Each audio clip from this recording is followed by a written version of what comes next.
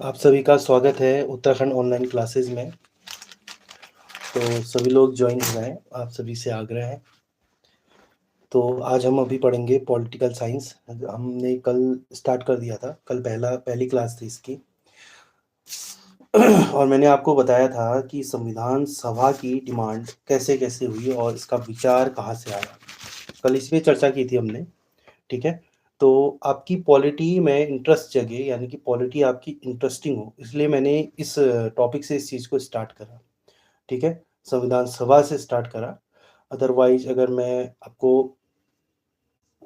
Chartered act ये चीज़ें पढ़ाता तो आपको शायद थोड़ा सा बोरिंग लगता वो चीज़ें।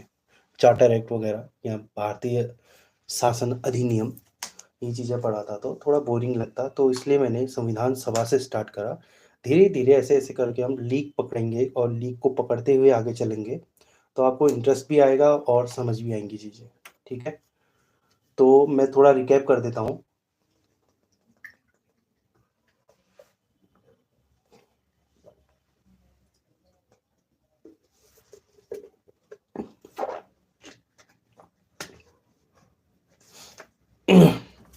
ठीक है। अगर मेरी वॉइस अच्छी नहीं आ रही हो तो आप कमेंट के माध्यम से मुझे बता सकते हैं कि सर वॉइस अच्छी नहीं आ रही है। ठीक है। तो कल मैंने बताया था संविधान सभा के बारे में। संविधान सभा, तो पहला फैक्ट मैंने यही बताया था कि इसका विचार कहाँ से आया और किसने दिया इसका विचार। ठीक है। तो इसका विचार ब्रिटेन से आया, ब्रिटेन से। और हेनरी मैन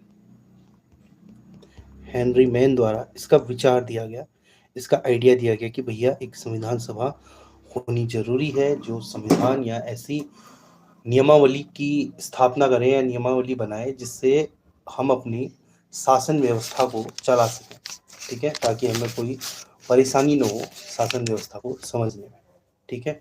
और भारत में इसकी डिमांड किसने करी? अच्छा, एक चीज़ और बताया था मैंने कि लागू कहाँ हुआ है। आइडिया और विचार तो ब्रिटेन में आया था, लागू सबसे पहले अमेरिका और फ्रांस, इन देशों ने अपने देश में संविधान सभा के विचार को इम्प्लीमेंट किया, उस पर काम किया। ठीक है। भारत की बात करें तो भारत में संविधान सभा की डिमांड करी बाल गंगाधर तिलक ने। बाल गंगाधर तिलक, और ये डिमांड करी थी इन्होंने 1895 में। ये फैक्ट भी कल बता दिया था मैंने। ठीक है। अब मैं जल्दी जल्दी एकदम सरसरी निगाहों से देखेंगे आप भी। ठीक है। जल्दी जल्दी करेंगे इसको। 1922 में फिर बताया था मैंने गांधी जी ने डिमांड करी इसकी। गांधी जी ने डिमांड करी, और गांधी जी ने डिमांड करी इसमें क्या कहते हैं, हरिजन पत्रिका में। हरिजन पत्रिका, इस पत्रिका में इन्होंने कहा कि भैया भारतीय संविधान भारतीयों की इच्छा के अनुसार होना चाहिए, उन्होंने स्टेटमेंट दिया। ठीक है। फिर उसके बाद 1928 में मोतीलाल नेहरू ने डिमांड करी। मोतीलाल नेहरू, इन्होंने डिमांड करी नेहरू रिपोर्ट में। नेहरू रिपोर्ट में, ये भी बता दिया था कल मैंने। इसके बाद फिर मैं गया था 1934 में, 1934 में, और मैंने बताया था आपको कि 1934 में मानवेंद्र एम एन रॉय, मानवेंद्र नाथ रॉय, इन्होंने डिमांड कर थी पहली औपचारिक डिमांड, औपचारिक मांग। ठीक है। तो अगर प्रश्न आएगा कि पहली औपचारिक मांग किसने करी, तो एम एन रॉय ने पहली औपचारिक मांग करी थी। ठीक है। उसके बाद आगे बढ़ा था मैंने बताया था कि 1937 में कांग्रेस ने भी इसकी डिमांड करी, कांग्रेस ने। ठीक है। और कांग्रेस ने अपने फैजपुर अधिवेशन में, फैजपुर अधिवेशन में, अधिवेशन में इसकी डिमांड करी। ठीक है। तो 1937 में कांग्रेस ने इसकी डिमांड करी। तो यहाँ तक हम हो गए थे। इसके बाद मैंने बताया था इतनी मांगे होने के बाद फिर क्या हुआ, क्रिप्स मिशन भारत आता है। क्रिप्स भारत आता है। ठीक है। इसे हम क्रिप्स मिशन कहते हैं। ठीक है। क्रिप्स मिशन ये भारत आता है, और भारत आया कब आया, 1942 में।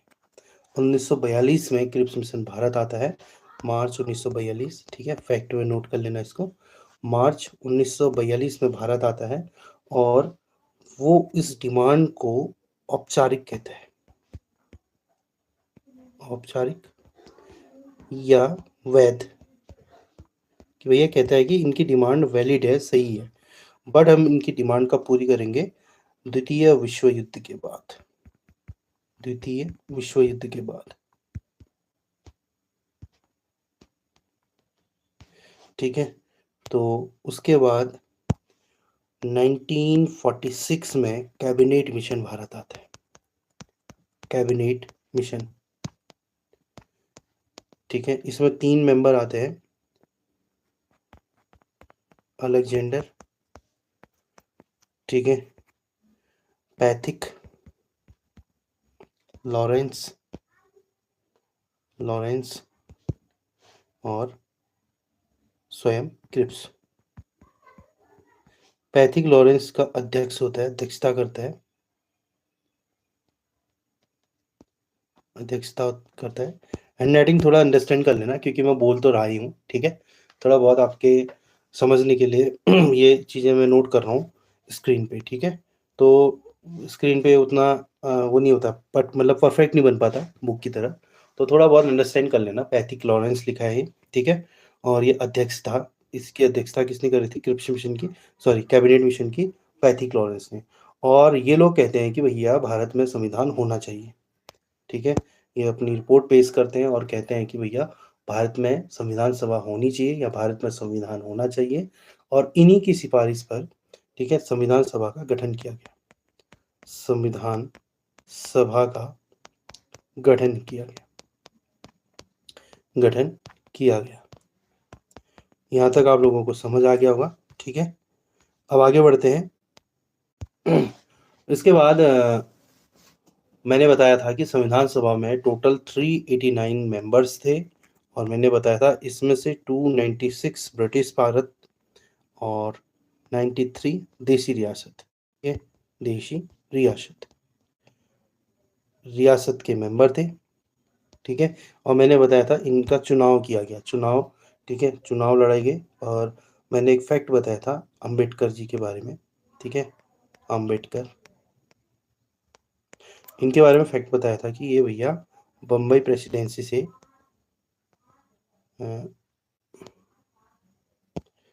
इधर लिख देता हूँ, बम्बई प्रेसिडेंसी, बम्बई प्रेसिडेंसी से लड़े दोबारा,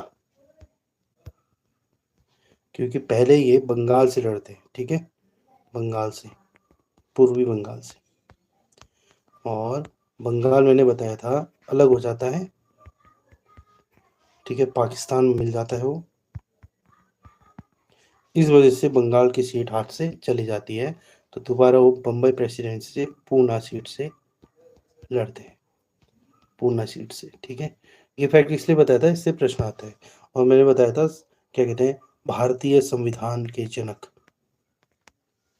भारतीय संविधान के जनक, father of Indian constitution, B.R. Ambedkar. ये फैक्ट भी आपका हो गया था कंप्लीट। उसके बाद मैंने बताया था भैया कि अम्बेडकर जी भी आ चुके हैं, ठीक है, और उनका होना जरूरी था। गांधी जी का सजेशन था कि भैया इनके बिना संविधान सभा गठित नहीं की जा सकती, संविधान निर्माण नहीं किया जा सकता। उसके बाद मैंने आगे बताया था कि 2 लोग ऐसे जो सदस्य नहीं बने, तो गांधी जी,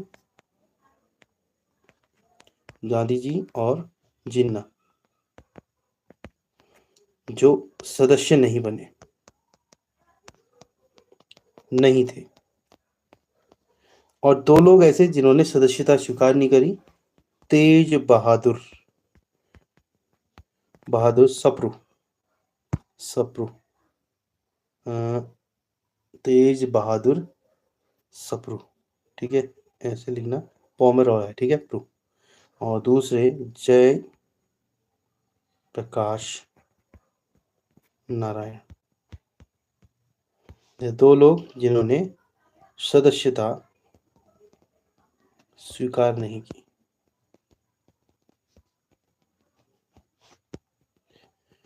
ठीक है, तो ये पॉइंट भी आपके क्लियर हो गए। उसके बाद मैंने यहाँ तक किया था शायद, उसके बाद मैंने संविधान सभा की बैठकें, इनके बारे में नहीं बताया था, तो आज यहीं से शुरू करते हैं।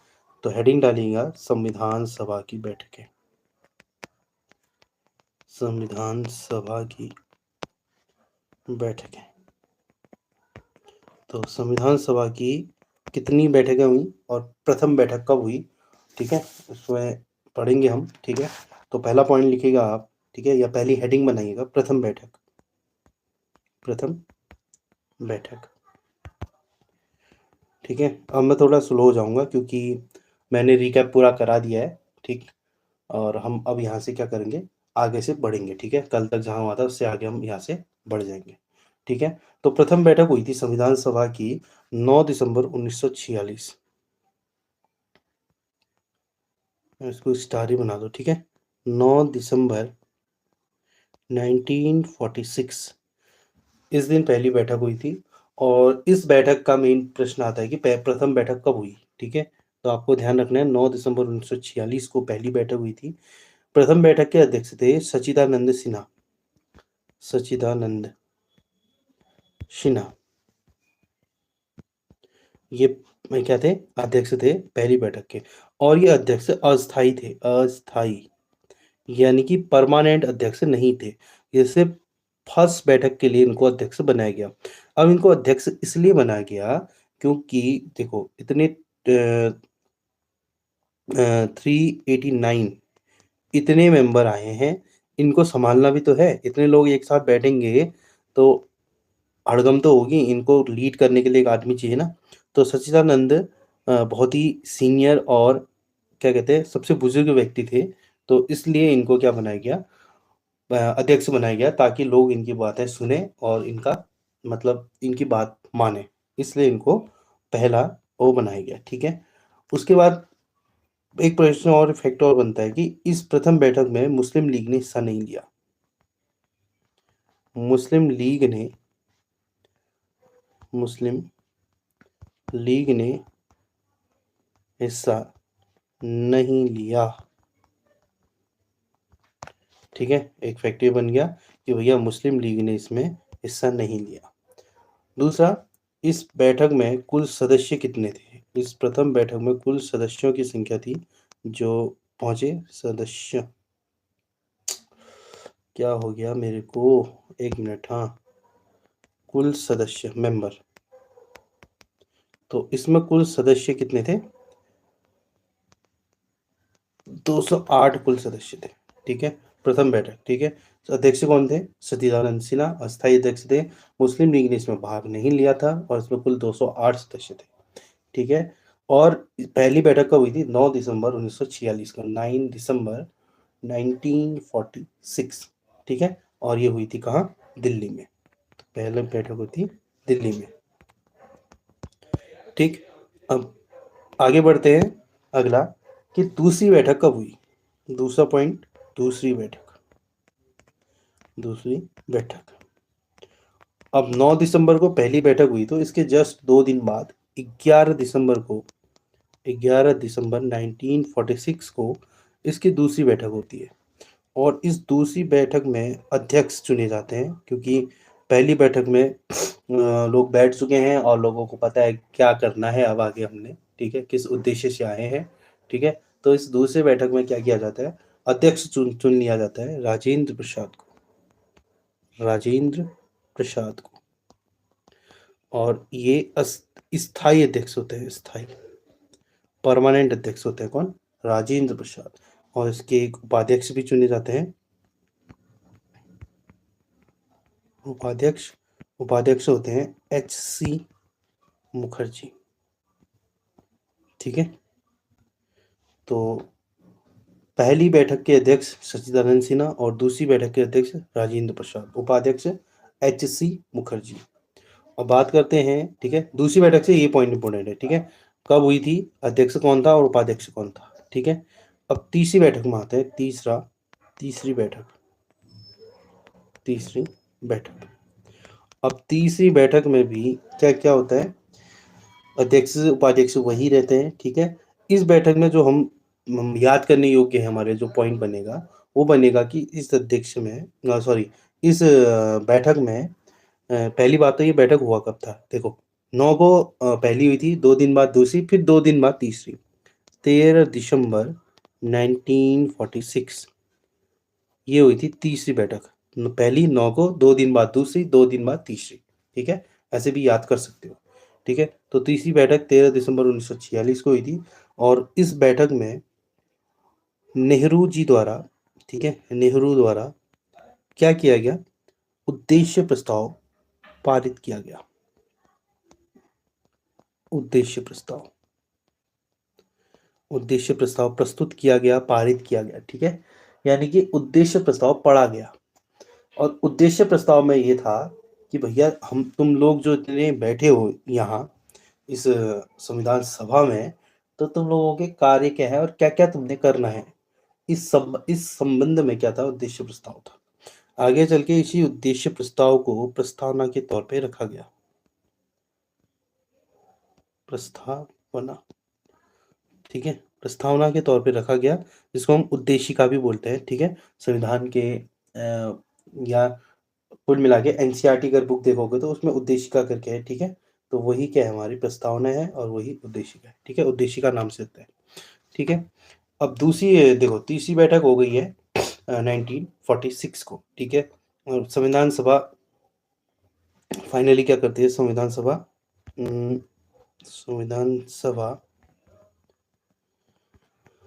22 जनवरी 1947 को उद्देश्य प्रस्ताव स्वीकार करती है।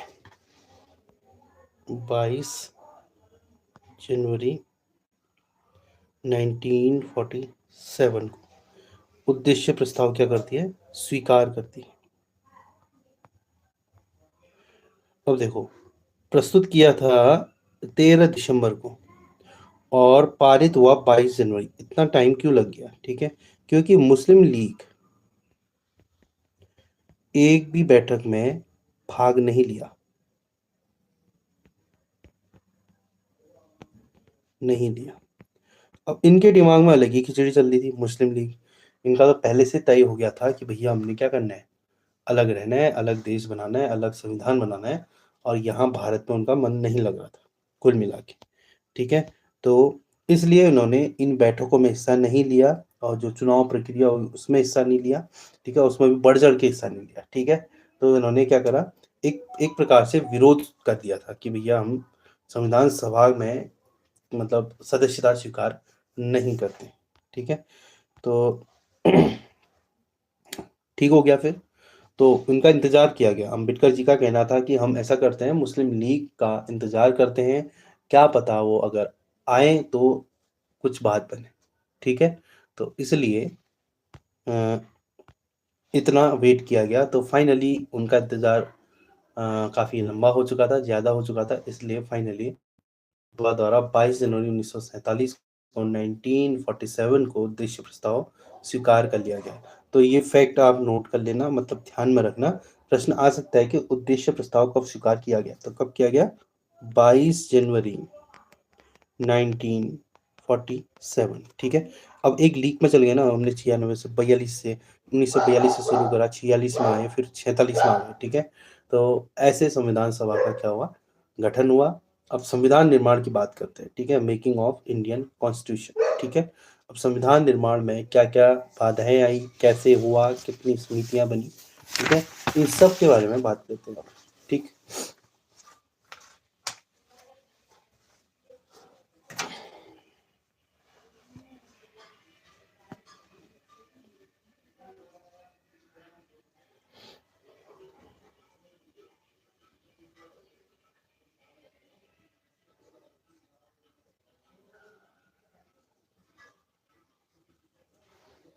इससे पहले अब एक फैक्ट और बता देता हूँ। देखो 97 में तो हमारा देश भी आज़ाद हुआ था ना, देश आज़ाद हुआ। ठीक है, और कहा जाता है, मतलब कहा क्या जाता है, फैक्ट है, संविधान निर्माण में, संविधान निर्माण में, ठीक है, लगभग 3 साल, ठीक है, 2 वर्ष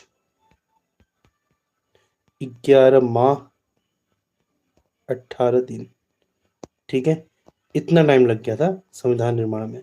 तो इसको लगभग 3 साल कह सकते हैं, 11 महीने तो हो गया, 18 दिन ये पूरा होता है तो 3 साल हो जाते हैं। लगभग 3 साल मान सकते हो, और वैसे पेपर में यही आता है 2, 11, 18, ठीक है? तो कितना टाइम लगा? 2 वर्ष 11 माह 18 दिन संविधान बनने में लगा, ठीक है? अब 15 अगस्त 1947 की बात करते हैं, ठीक है? इस दिन भारत से 2 हिस्से अलग हो गए, ठीक है? पूर्वी बंगाल, जिसको मैंने अभी बात करी थी, ठीक है? और कौन सा? पाकिस्तान। और मैंने ये घटना भी बताई थी कि भैया अम्बेडकर जी तो वहीं से सीट लड़े थे, तो वहीं से सीट जीते थे। अब वो अलग हो गया तो फिर क्या हुआ? अम्बेडकर जी को दोबारा चुनाव लड़ना पड़ा, ठीक है? ये बात मैंने बता दी थी, ठीक है? अब 29 अगस्त 1947 को 29 अगस्त 1947 को प्रारूप समिति का गठन किया गया, ठीक है? संविधान सभा में प्रारूप समिति, संविधान सभा की बात करें, संविधान निर्माण की बात करें और प्रारूप समिति की बात ना आए, ऐसा हो ही नहीं सकता, ठीक है? तो प्रारूप समिति का गठन किया गया, ठीक है? जिसको हम ड्राफ्टिंग कमेटी भी बोलते हैं, ठीक है? कई किताबों में आपको ड्राफ्टिंग कमेटी भी देखने को मिलेगा इसका नाम, प्रारूप समिति का, ठीक है? तो प्रारूप समिति का गठन हुआ था 29 अगस्त 1947 को। और लगभग 22 समितियां गठित हुई थी संविधान निर्माण में, ठीक है? तो इन्हीं में से एक था प्रारूप समिति। 29 अगस्त 1947 को, ठीक है? प्रारूप समिति का गठन किया गया। अब ड्राफ्टिंग कमेटी का काम क्या था? देखो, एक मतलब इन्होंने क्या करा था, ड्राफ्ट तैयार किया था संविधान सभा का, ठीक है? और इस ड्राफ्ट के तहत ही क्या करा, जो हमारा अभी संविधान वर्तमान में है, इसको बनाया गया, ठीक है? तो इसे कहा गया क्या? प्रारूप समिति, ठीक है? तो अब थोड़ा और मैं थोड़ा बैक आता हूँ, ठीक है? तो भारतीय संविधान को बनाने के लिए क्या किया गया? एक समिति और बनाई गई, परामर्श समिति, परामर्श समिति, ठीक है? ये तो मेन है प्रारूप समिति, इसके अध्यक्ष बी आर अम्बेडकर रहते हैं, ठीक है? बी आर अम्बेडकर, ठीक है? इस अध्यक्ष, ठीक है? पेपर में प्रश्न आता है प्रारूप समिति के अध्यक्ष निम्नलिखित में से कौन थे? या सदस्य आते हैं, 7 मेंबर थे इसमें, आगे बात करेंगे इस पे, ठीक है? 7 मेंबर थे और उसमें प्रश्न आता है कि भैया प्रारूप समिति में निम्नलिखित में से कौन सा सदस्य नहीं था, ठीक है? नहीं था के उसमें आता है, ठीक है? तो अब 7 के तो याद करने पड़ेंगे ना, तभी तो हमें पता चलेगा कि भैया कौन नहीं था, ठीक है? तो इसको मैं आगे बात करता हूँ, पहले परामर्श समिति की बात करते हैं। परामर्श समिति, ठीक है? अब परामर्श समिति इसलिए बनाई गई, देखो ये 17 मार्च को बनाई गई थी, 17 मार्च, ठीक है? ईयर नहीं बताऊंगा मैं, ईयर वही है 1947 का, ठीक है? अगर 47 से 8 हो जाएगा तब मैं ईयर लिखाऊंगा, ठीक है? तो फिलहाल अब 17 मार्च अगर मैं कह रहा हूँ तो समझ जाना कि 47 की बात होगी, ठीक है? तो 17 मार्च को परामर्श समिति का गठन किया गया, ठीक है? इसमें क्या किया गया कि लगभग 60 ही देशों के संविधान का अध्ययन किया गया। परामर्श माने क्या होता है? सलाह लेना, ठीक है? राय लेना। तो लगभग इस समिति का काम ही ये था कि भैया दूसरे देशों के संविधान का हमने क्या करना है? अध्ययन करना है और उसके बारे में क्या करना है? अच्छी-अच्छी बातें हमने अपने संविधान में एडॉप्ट करनी है। तो तुमने भारतीय संविधान को देखा भी होगा कि कई देशों से अलग-अलग चीज़ें हमने लेके क्या कर रखी हैं? अपने संविधान में रखी गई हैं, ठीक है? तो इसलिए तो भारत के संविधान को बहुत ही बड़ा और विशाल संविधान माना जाता है, ठीक है? अन्य देश, विश्व में सबसे बड़ा संविधान भारतीय संविधान को माना जाता है, ठीक है? तो परामर्श समिति का काम यही था कि अन्य देशों के संविधान का अध्ययन करके क्या करना? उसमें से मतलब परामर्श देना, ठीक है? और इसी आधार पर संविधान का प्रारूप तैयार किया। किस आधार पे? परामर्श समिति। तो इसमें एक पॉइंट बनाना, देखो आजकल क्वेश्चन पूछने का तरीका थोड़ा अलग हो गया है। अब डायरेक्ट ये नहीं पूछेगा कि परामर्श समिति का गठन कब किया गया या परामर्श समिति किससे संबंधित है, इस टाइप से नहीं आएगा। अब प्रश्न क्या आएगा कि परामर्श समिति के संदर्भ में निम्नलिखित में से कौन सा कथन गलत है, ठीक है? या कौन सा कथन सही है? इस प्रकार से आएगा, 4 कथन सही दे देगा, 1 गलत दे देगा। और गलत पूछेगा तो, ठीक है? सही पूछेगा तो 3 गलत 1 सही दे देगा, ठीक है? तो इसमें तुमने ये चीज़ भी ध्यान रखनी पड़ेगी कि अगर वो पूछे कि परामर्श समिति के आधार पर संविधान का प्रारूप तैयार किया गया, तो क्या ये सही है या गलत है? ठीक है? वो कथन और स्टेट में वो भी आता है, क्या कहते हैं, कथन और कारण, ठीक है?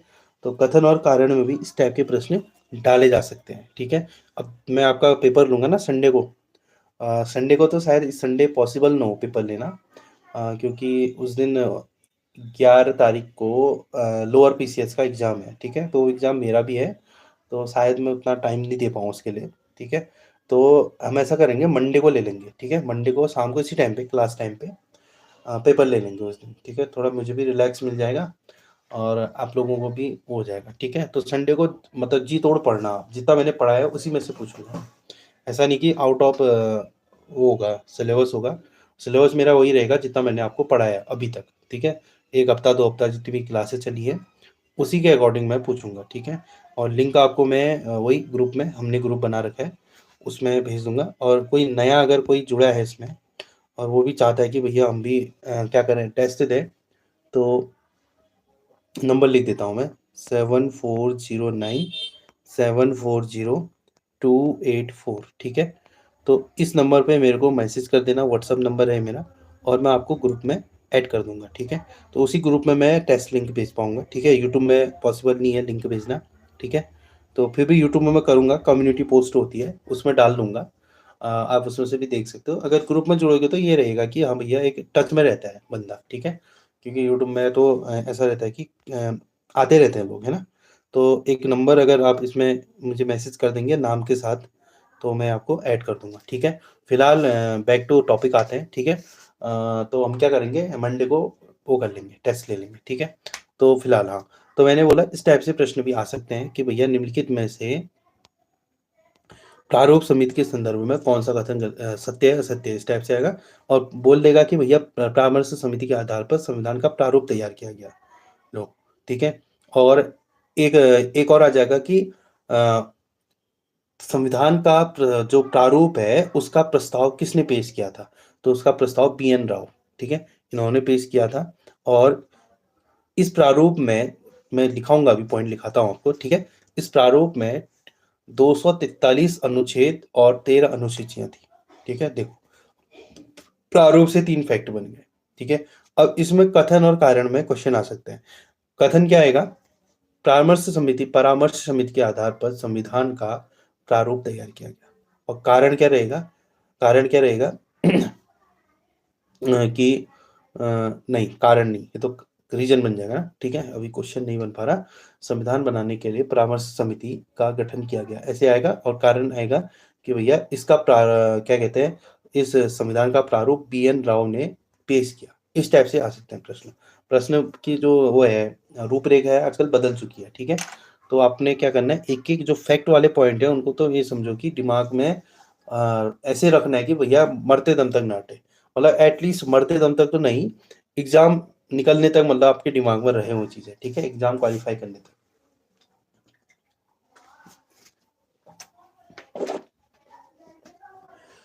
फिलहाल आगे बढ़ते हैं। तो आप अगर लिखना चाह रहे हो तो नोट लिख सकते हैं। पहला पॉइंट लिख देना कि भारतीय संविधान को बनाने के लिए परामर्श समिति का परामर्श समिति का गठन किया गया, गठन किया गया, ठीक है। गया, भारतीय संविधान को बनाने के लिए परामर्श समिति का गठन किया गया, ठीक है। इसी में दूसरा पॉइंट ऐड कर देना, परामर्श समिति द्वारा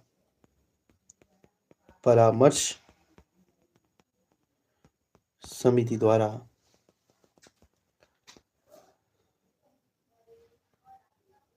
लगभग 60 देशों का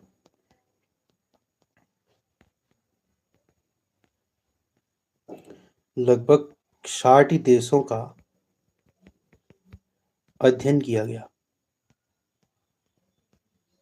60 देशों के संविधान का, सॉरी, के संविधान का, 60 देशों के संविधान का अध्ययन किया गया, ठीक है। इस टाइप से पॉइंट बनाना। और ये सारे पॉइंट लिखना, ये इंपॉर्टेंट पॉइंट है तब लिखा रहा हूँ मैं, वरना पहले के पॉइंट नहीं लिखाए थे मैंने, ठीक है। तो ध्यान रखना, जो मैं लिखा रहा हूँ तो उसको लिखना है, कॉपी पेन लेके बैठना है।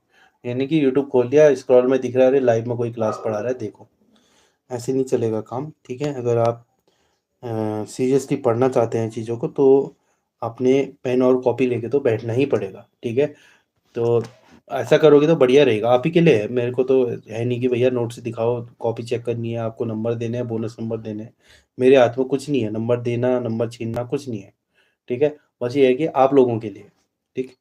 फिलहाल आगे बढ़ो, अगला पॉइंट लिखेंगे। परामर्श समिति के आधार पर संविधान का प्रारूप तैयार किया गया। परामर्श समिति के आधार पर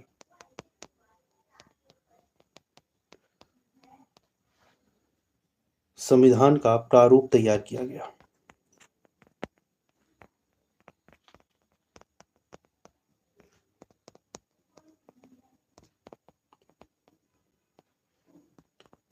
किया गया, इसको अंडरलाइन कर देना, संविधान का प्रारूप तैयार किया गया। अगला पॉइंट बनाना,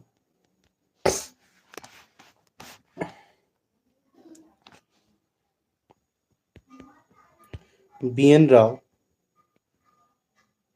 द्वारा संविधान के प्रारूप का, संविधान के प्रारूप का प्रस्ताव पेश किया गया।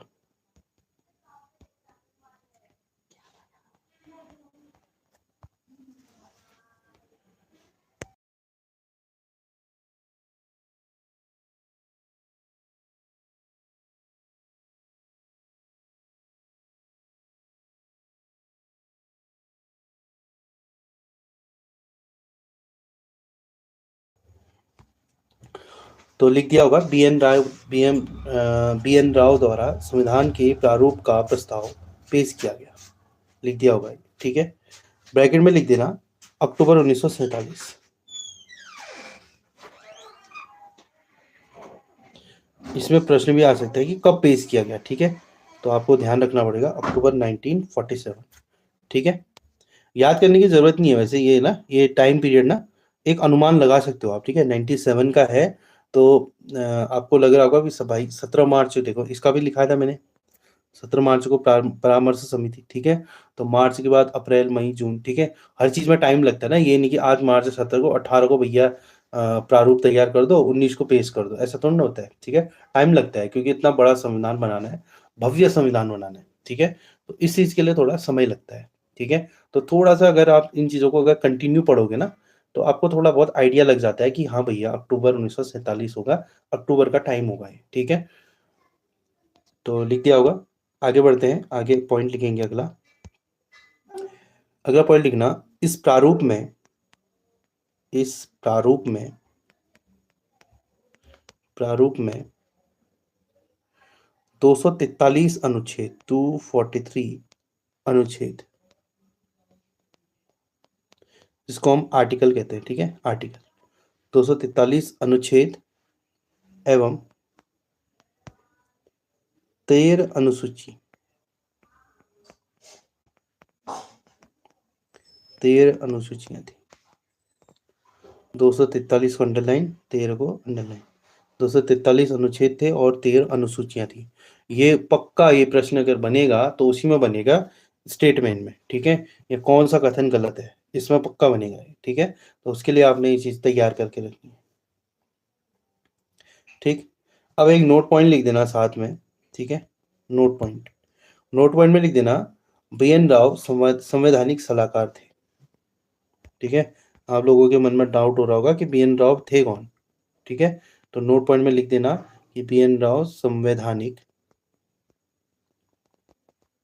सलाहकार थे, सलाहकार, ठीक है।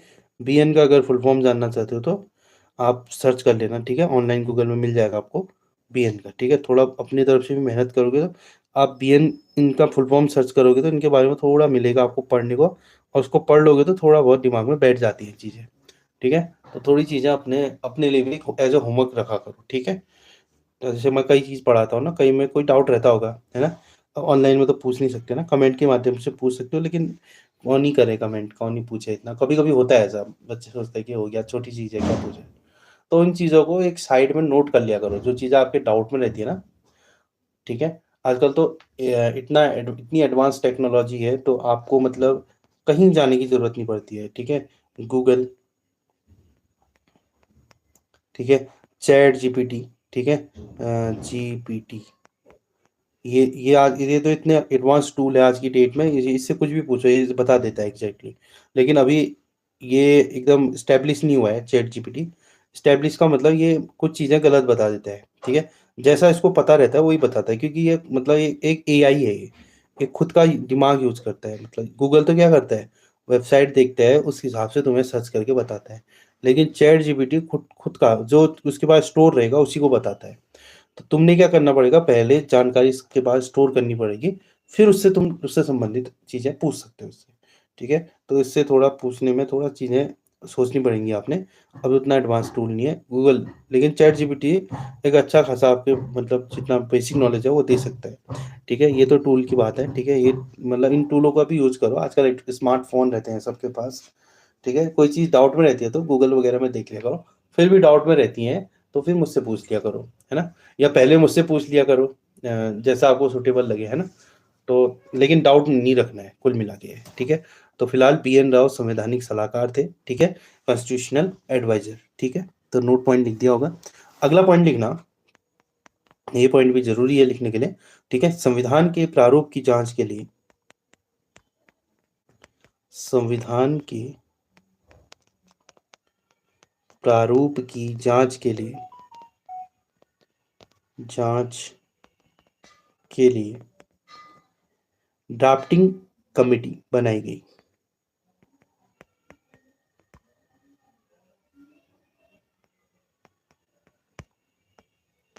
कमेटी बनाई गई।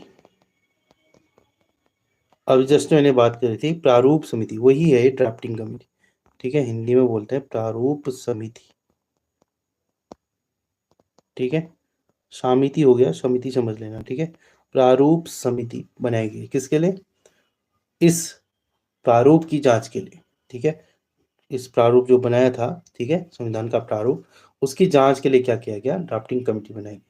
अब इसका गठन कब किया गया, अभी जस्ट बताया था 29 अगस्त 1947, ठीक है।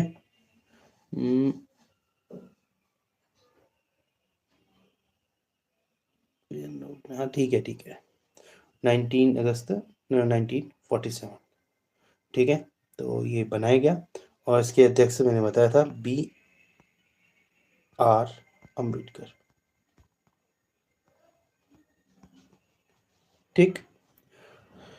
अब जब ड्राफ्टिंग कमेटी ने, ठीक है, इसके बारे में थोड़ा और चर्चा करेंगे हम कि जो मेंबर थे कौन कौन थे, ठीक है, किसका काम क्या था, ठीक है। फिलहाल अध्यक्ष BR अम्बेडकर, और इसने अपनी पहली रिपोर्ट, क्या हो गया आज मेरे को, इसने अपनी पहली रिपोर्ट, अगर इसने अपनी पहली रिपोर्ट कब सौंपी, ऐसे प्रश्न आएगा तो इसने अपनी पहली रिपोर्ट 21 फरवरी 1948 को सौंपी, ठीक है। अपनी पहली रिपोर्ट उसने 21 फरवरी 1948 को पेश की, सौंपी यहाँ पेश की, ठीक है। और इसमें 315 अनुच्छेद पेश किए। इसमें कहा भैया 315 अनुच्छेद होंगे और 8 अनुसूचियां होंगी, 8 अनुसूचियां, ठीक है। फिर इसने दूसरी रिपोर्ट पेश करी,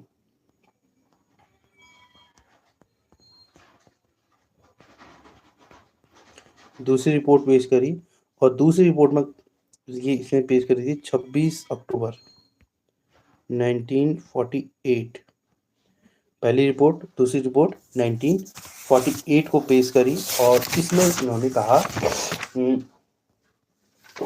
इसमें कहा कि भैया प्रारूप समिति, मतलब वही आर्टिकल की बात करी, इतने आर्टिकल होने चाहिए, ठीक है। इसको मैं दूसरे पेज में कर रहा हूँ।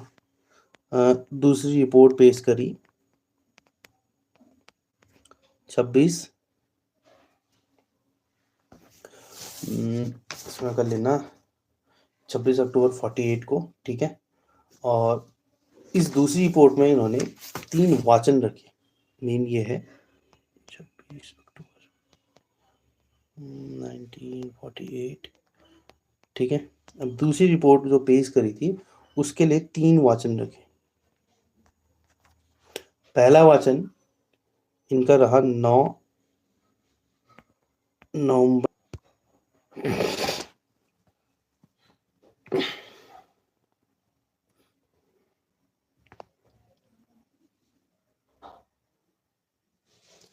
अब ठीक होगा नेटवर्क, ये पता नहीं, इसका एक फिक्स टाइम रहता है यूट्यूब का, आई थिंक।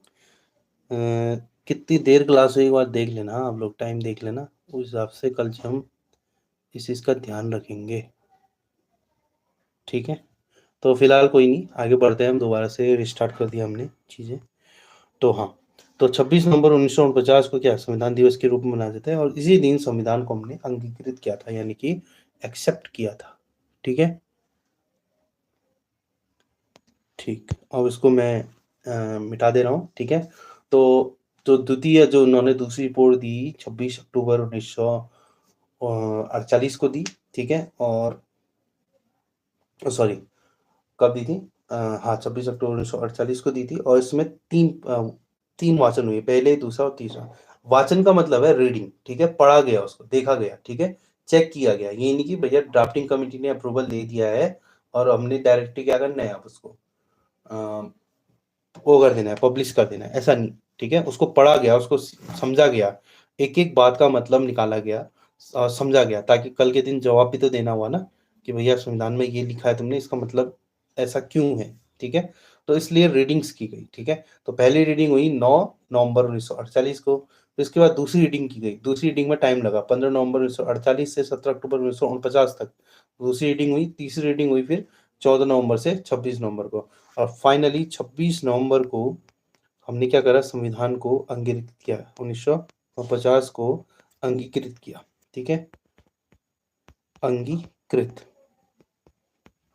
अंगीकृत का मतलब है एक्सेप्ट करा। ठीक है, और अगर आप प्रस्तावना देखेंगे तो प्रस्तावना में पूरा लिखा है। ठीक है, आज के दिन 26 नवंबर 1949 को हम संविधान को अंगीकृत आत्मनिर्भर, कुछ 3 शब्द लिखे हैं, मुझे अभी एग्जैक्टली याद नहीं आ रहे। ठीक है, इसके बाद अगला हमारा प्रस्तावना ही रहेगा। ठीक है, तो उसमें आपको ये चीज़ें समझ आएंगी। फिलहाल एक दो फैक्ट और बचे हैं, वो करते हैं, फिर हम कल एक बार ड्राफ्टिंग कमेटी पे प्रकाश डालेंगे, जो एग्जाम में पूछा जाएगा। ठीक है, ड्राफ्टिंग कमेटी, उस पर प्रकाश डालेंगे कल वाली क्लास में। आज पॉलिटी का सेशन इतना ही रखेंगे, इसके बाद उत्तराखंड में आते हैं। ठीक है, तो संविधान पर देखो, जिन जिन लोगों ने इस संविधान सभा में भाग लिया था, उन लोगों ने क्या करा था, फाइनली जो संविधान की हमारी पुस्तक बनी, एक किताब बन के आई, जिसमें सारी चीज़ें लिखी गई थी। ठीक है, तो इसके जो लास्ट वाला पेज था, उस पेज में हस्ताक्षर किए गए, हस्ताक्षर, जो जो संविधान निर्माण में जिन जिन लोगों ने अपनी भूमिका निभाई थी, उसमें सबने अपने हस्ताक्षर करे। ठीक है, तो कुल कितने हस्ताक्षर हुए, ये प्रश्न भी बनता है कभी कभार। ठीक है, तो 284 कुल हस्ताक्षर हुए, जिस जिसमें से महिलाओं के 8 हस्ताक्षर थे, यानी कि 8 महिलाएं भी क्या थी इसमें, मतलब लास्ट तक थी। ठीक है, तो इसमें पहला हस्ताक्षर जवाहरलाल नेहरू, मैं JL नेहरू लिख देता हूँ। ठीक है, आप समझ जाओगे, JL नेहरू पहला हस्ताक्षर इनका। ठीक है, फर्स्ट। और पहली महिला जिन्होंने हस्ताक्षर किया वो कौन थी, सरोजनी नायडू, सरोजनी नायडू, सरोजिनी नायडू। ठीक है, और लास्ट हस्ताक्षर हुआ डॉक्टर राजेंद्र प्रसाद, प्रसाद, इनके अंतिम हस्ताक्षर थे, अंतिम हस्ताक्षर। ठीक है, पहला JL नेहरू, और पहली महिला सरोजिनी नायडू, और अंतिम हस्ताक्षर डॉक्टर राजेंद्र प्रसाद। ठीक है, और मैंने जस्ट बताया था कि 2 साल 11 माह 18 दिन लगे थे संविधान को बनने में। ठीक है, और इसमें जो बैठकें हुई थी, हमने 3 बैठकों पे बात करी थी, क्योंकि ये मेन थे। ठीक है, इसमें लगभग 11 बैठकें हुई प्लस एक। ठीक है, अगर टोटली जोड़े तो 12 बैठक है। वैसे इसको पेपर में अगर पूछा जाएगा तो 11 बैठकें ही आप सही करोगे, टिक करोगे। ठीक है, 11 + 1 इस फॉर्म में लिखा जाता है।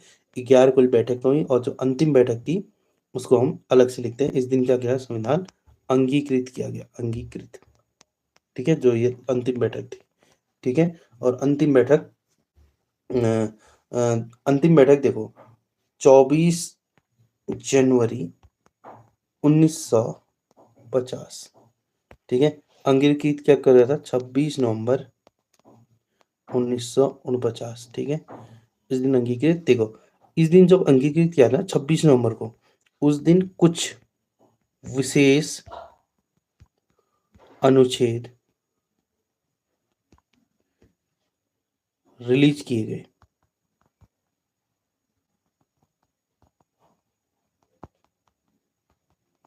और 24 जनवरी 1950 को अंतिम बैठक हुई, तो फाइनली 26 नवंबर बोला मैं, जनवरी, तो फाइनली मैं इधर लिख देता हूँ कोने में, 26 जनवरी 1950 को क्या हुआ, पूर्णतः लागू किया गया। ये रिलीज का मतलब लागू, ठीक है। कुछ ही आर्टिकल, कुछ विशेष अनुच्छेद हैं, कुछ विशेष आर्टिकल को लागू किया गया था, ठीक है। वो कौन कौन से थे कल वाली क्लास में करेंगे इस पे बात, ठीक है। और पूर्णतः लागू हुआ 26 जनवरी 1950 को, ठीक है। कंफ्यूजन मत होना, ठीक है। अंतिम बैठक 24 जनवरी 1950, ठीक है। और इसी दिन देखो 1950 के दिन राजेंद्र प्रसाद को राष्ट्रपति चुना गया, ठीक है। पहले राष्ट्रपति के रूप में डॉक्टर राजेंद्र प्रसाद को चुना गया, कब, 24 जनवरी 1950। ये अंतिम बैठक थी, ठीक है। और टोटल बैठकें हुई थी 11, 11+1, अंतिम बैठक थी 11+1, 24 जनवरी 1950 को। और उसके 2 दिन बाद, जस्ट इस दिन जो अंतिम बैठक थी, इस दिन फैसला लिया गया होगा कि भैया पूर्णतः कब लागू करना है हमने संविधान को। तो इस दिन, इसके 2 दिन बाद 26 जनवरी को उसको लागू किया गया। और इसी वजह से हम 26 जनवरी को क्या बनाते हैं, रिपब्लिक डे या गणतंत्र दिवस, ठीक है, गणतंत्र दिवस के रूप में मनाते हैं 26 जनवरी को। तो फिलहाल ये हमारा संविधान निर्माण की जो प्रक्रिया थी वो पूर्ण हो चुकी है। और उसके बाद अब हम पढ़ेंगे इसके अनुच्छेद के बारे में, अनुच्छेद 1, अनुच्छेद 2, अनुच्छेद 3, अनुच्छेद 4, ऐसे पढ़ेंगे, ठीक है। तो टाइम 9 बज चुका है, ठीक है। और आज की मुझे लगता है कि इतनी क्लास इनफ है, काफ़ी है। आपको डाइजेस्ट भी करना है चीज़ें, ठीक है, समझनी है और आत्मसात करनी है, ठीक है। तो इतना ही रखते हैं। कल हम आर्टिकल पे ना जाके, कल हम एक बार जो समितियां बनी थी, 22 समितियां बनी थी मैंने बताया था, ठीक है, इन समितियों पे चर्चा करेंगे और किस समिति का क्या कार्य था, ठीक है। जैसे झंडा समिति, अलग अलग समितियां बनी थी, ठीक है, इनका क्या कार्य था ये पढ़ेंगे। साथ ही साथ थोड़ा प्रकाश हम प्रस्तावना पे डालेंगे, ठीक है। तो आज की क्लास इतना ही करते हैं। अभी जस्ट थोड़ी देर बाद मैं क्या करूँगा, आपको इसी चैनल पे एक लिंक और प्रोवाइड हो जाएगा। आपको लिंक, अब लिंक भेजने की ज़रूरत नहीं होनी चाहिए वैसे। आपने चैनल पे जाके लाइव वाले सेशन में जाना है और लाइव में आपको दिख जाएगा, ठीक है। फिर भी मैं लिंक भेज दूंगा ग्रुप में। आप क्या करोगे, लिंक को ओपन करोगे और उत्तराखंड की क्लास पढ़ोगे, ठीक है।